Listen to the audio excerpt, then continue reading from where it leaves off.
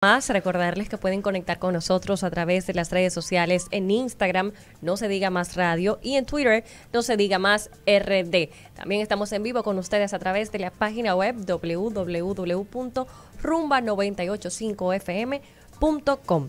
Tal como mencionaba Alex antes de irnos a la pausa, hoy está con nosotros Claudia García, directora ejecutiva de la Asociación de Empresas de Comunicación y Tecnología Comtec, a propósito de que hoy se conmemora el Día Internacional del Libre Acceso a la Información. Así que Claudia, buenas noches, bienvenida, No Se Diga Más. Buenas noches, y aquí estoy dispuesta a tener una interesante conversación con ustedes sobre todos los temas de interés del sector de telecomunicaciones. Claudia, vamos a empezar. Yo antes de la pausa exponía, ya colocaba el tema sobre la mesa. Vamos directo a ese tema porque yo creo que es el tema de mayor interés en este momento, y después nos vamos por otras vías, ¿ok? Vamos a empezar por allí. ¿Es de verdad una situación generalizada ya en el país que haya una reventa ilegal del servicio de Internet? Es correcto. Lamentablemente, cuando empezamos con la declaración del estado de emergencia nacional por la pandemia del COVID, nos forzó a la República Dominicana a una digitalización de nuestro trabajo, de nuestra forma de comunicarnos, de nuestra forma de entretenernos, y se generó una altísima demanda de servicios de telecomunicaciones y de datos. Las empresas respondieron, eso permitió la continuidad operativa de la banca, del Estado, de la educación, porque esas infraestructuras estaban ahí con la robustez y la capilaridad de años de miles y cientos de miles de millones de inversión. ¿Qué sucede? Conocemos que en nuestro país hay esos quintiles de la sociedad con una baja capacidad adquisitiva, pero tenían la demanda de los servicios. Y en esta coyuntura surgen una serie de personas que empiezan a realizar unas prácticas ilegales para revender servicios de telecomunicaciones, de Internet, sin contar con la licencia, concesión o inscripción en el Instituto Dominicano de las Telecomunicaciones, Indotel, que es necesario para tú poder revender o prestar un servicio. Estas personas contratan a título personal 100, 200, 300 megas en una prestadora que debe ser para su consumo, y a través de conexiones ilegales, de radios, router, antenas, y ellos lo que sucede es ese servicio que es para su uso personal, lo alteran para poder prestarlo hasta entre 30 y 65 personas. Wow. ¿Qué provoca esto? Una super congestión de las redes, es un ataque a la integridad de las redes de telecomunicaciones, afecta la capacidad de acceso de los clientes legítimos, y no solamente eso, estamos hablando de que es una práctica que en sí misma, independientemente de que es ilegal vender sin licencia, concesión o inscripción, ellos incurren también en uso de frecuencias del espectro radioeléctrico de las que no tienen licencia. Usan equipos no homologados por el Indotel. Entonces, acumulan una cantidad de ilícitos en esas prácticas que nosotros, como empresas establecidas y con un alto compromiso de ciudadanos corporativos, estamos llamando a la institucionalidad, estamos llamando a que se cumplan las leyes. Porque sí, Claudia, ¿cuáles son las consecuencias, las penas para las personas que incurren en este tipo de delitos? Mira, de acuerdo a la Ley General de Telecomunicaciones, la reventa o prestación de servicios de cualquier telecomunicaciones sin tener la autorización se considera una falta muy grave.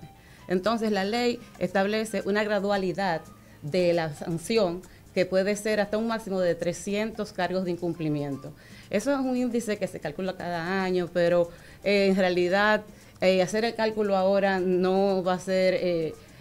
no va a aportar a entender la dimensión de la situación, porque estamos hablando de que en su mayoría son individuos que están haciendo pequeñas conexiones en barrios y en campos, y que tienen una facilidad de desconectar una pequeña operación cuando se detecta que están haciendo el uso no autorizado abusivo de esa cuenta, y empezar con otra. Entonces, la verdad es que es una situación de flagrante delito. Para todo el conocedor en el sector de telecomunicaciones es clarísimo, y se puede detectar porque las antenas que utilizan son diferentes, porque es el mismo hecho de la congestión de las redes, el hecho de que ellos están en una condición de impunidad tan grande de que ellos promocionan sus servicios como si realmente ellos tuvieran la capacidad y la facultad legal para poder vender los servicios. ¿Qué tan generalizada está esta práctica? ¿Esto está ocurriendo solamente en algunos sectores específicos del país? ¿Y ustedes han calculado qué tantos, ustedes creo que le llaman wiferos, qué tantos wiferos hay en el país? Mira, como te comentaba, para lo que va de año hemos identificado más de 5.000 cuentas con uso abusivo por encima de los 10.000 megas.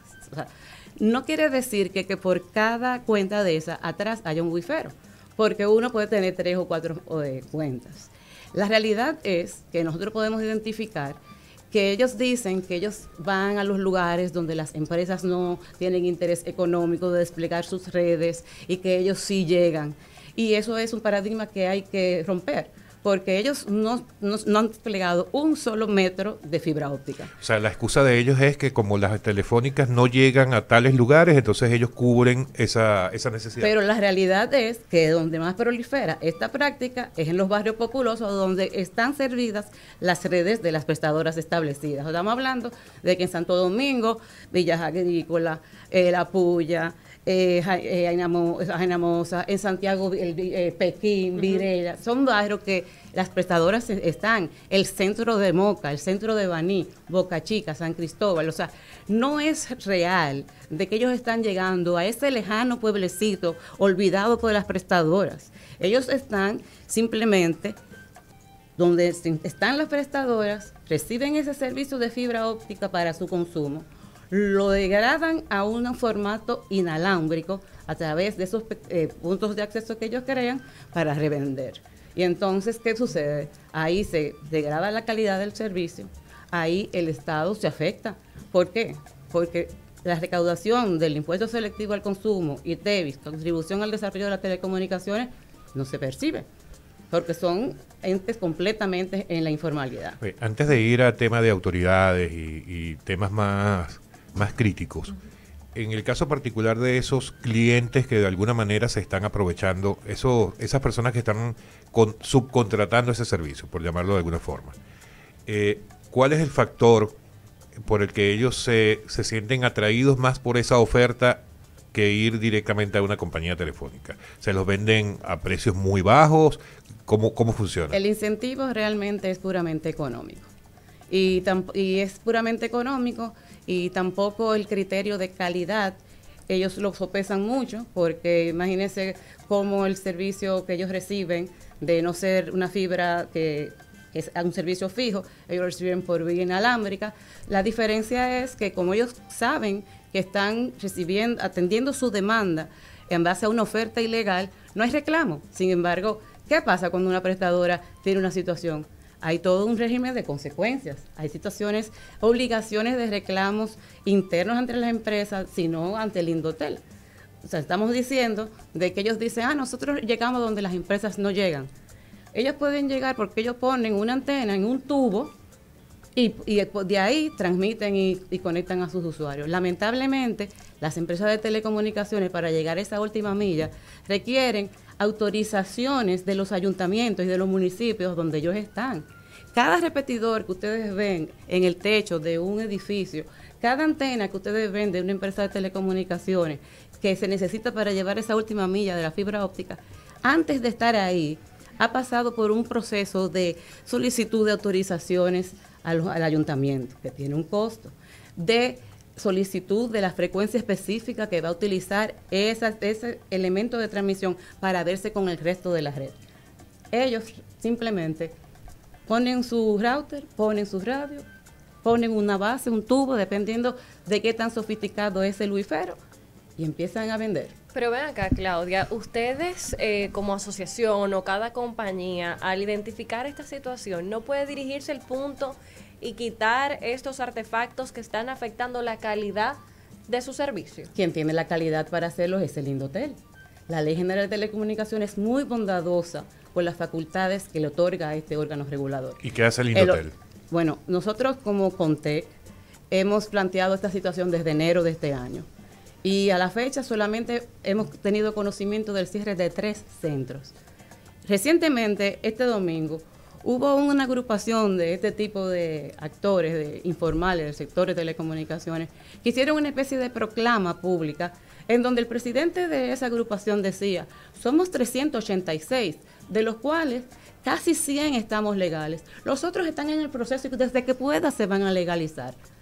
Públicamente, estamos hablando de que hay una actitud de impunidad, de que ellos realmente no entienden de que lo que ellos están haciendo es ilegal, que atentan a la institucionalidad, la seguridad jurídica de un sector que es un producto marca país. Cuando ProDominicana y el presidente Luis Abinader sale por el mundo a vender a República Dominicana, quizá como un hub logístico, como un centro de negocios, ¿cuáles son de las primeras preguntas que hace un inversionista? ¿Cómo están las comunicaciones? Y podemos decir que si usted pone una filial, una subsidiaria en República Dominicana, usted va a tener la capacidad de tener a su equipo conectado para poder ser competitivo. Entonces no podemos permitir que ese sector, con esta infraestructura, que es un eje transversal de todos los sectores productivos de la nación, sea atacado y simplemente nadie haga algo para que se cumpla la ley. Ahora, ¿ustedes se han sentado a hablar con Indotel para que esto ocurra o ni siquiera los han atendido? O sea, ¿cómo están llevando adelante este tema para que la autoridad regulatoria, en este caso el Indotel, preste atención a ustedes? Ese tema se planteó, como le digo, formalmente en enero. Pero se sentaron, o sea, discutieron el tema. Ha sido objeto de seguimientos en unas reuniones bimensuales que se sostienen con el regulador y el sector, o sea, el subsector de telecomunicaciones. Y realmente hemos dado seguimiento cada vez que hemos tenido la oportunidad y no ha habido más acción, por lo menos de conocimiento de nosotros, que 3 centros. Y es una situación, como yo le estoy diciendo, que es de público conocimiento. Ok, vamos a hacer una breve pausa, ¿verdad? Nos toca a esta hora, pero voy a dejar una pregunta sobre la mesa. Me sorprende mucho que siendo las empresas más afectadas en un caso como este, empresas tan grandes y de capitales internacionales tan importantes como lo son, Claro, Altiz, solamente por nombrar 2, haya unas personas que quién sabe quiénes son, ¿verdad?, que son informales, que no han sido ni siquiera capaces de legalizarse, como ellos mismos han dicho el fin de semana, tal como usted nos decía, y que estos tengan más poder, entre comillas, que estas grandes inversiones extranjeras en el país. Pero ya vamos a hablar de eso, vamos a hacer una brevísima pausa. Les recordamos que estamos con Claudia García, directora ejecutiva de la Asociación de Empresas de Comunicación y Tecnología, Comtec, en No se diga más. Pa' que no se diga más, pa' que no se diga más.